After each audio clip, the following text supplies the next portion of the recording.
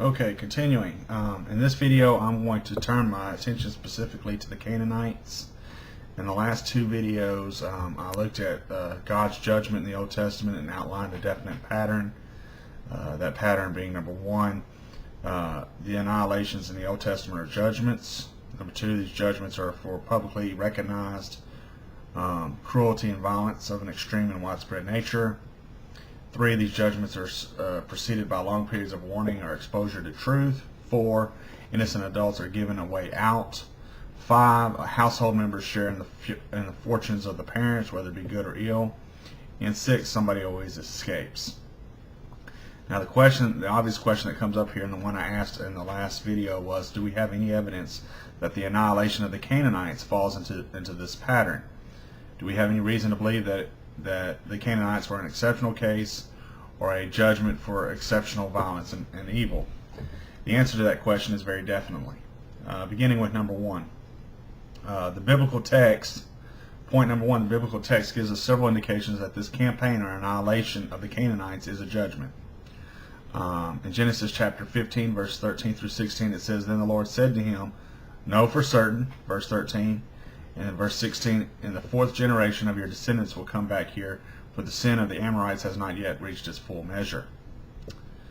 A second point is, notice that Abraham cannot have the land of Israel until the sin of the Amorites reaches its maximum threshold. This certainly looks like a judgment by God on the peoples of the land. Also notice that the evil treatment by Egypt of the Israelites, enslavement and mistreatment, are not evil enough to warrant annihilation, only punishment. We might therefore expect that the sin of the Amorites to be more extreme than that of Egypt. In Deuteronomy chapter 9, verse 4, the second part of the verse says, "Account of the wickedness of these nations, that the Lord is going to drive them out before you." In Deuteronomy chapter 18, verse 12, it says, "Because of their detestable practices, the Lord your God will drive these nations out before you." Leviticus chapter 18, verses 24 through 25, "You have become defiled, even the land was defiled, so I punished it for its sin and the Canaanites," often used interchangeably. What data do we have from the sources, whether it be archaeology, classical writers, ancient Near Eastern literature, or the biblical passages themselves? Well, there's a couple things that we know. Number one, prior to Abraham, the land of Syria and Palestine enjoyed a very high cultural, dominated by the kingdom of Ebla.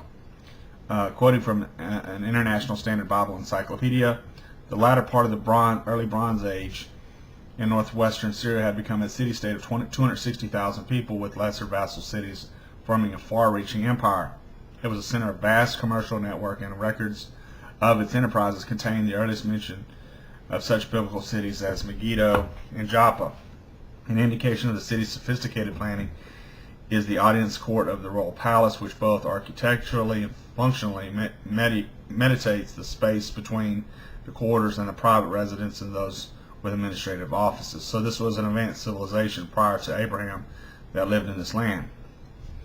The second point is apparently something happened. Something disrupted this advanced civilization. Something destroyed the cities. Something violently did international damage, driving nations from their homes and reducing this area to a village life again.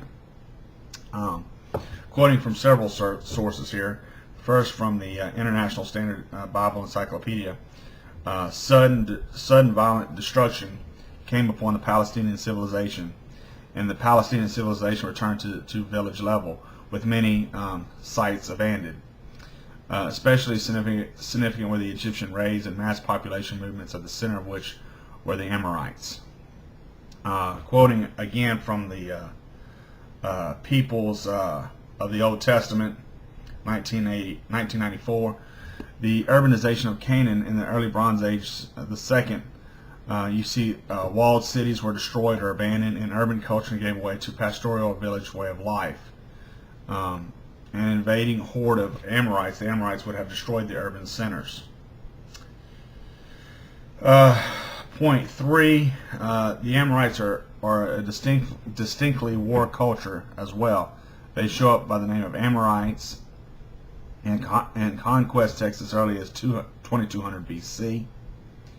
Another point about these people is their skills and they put their skills to use of building war culture cities.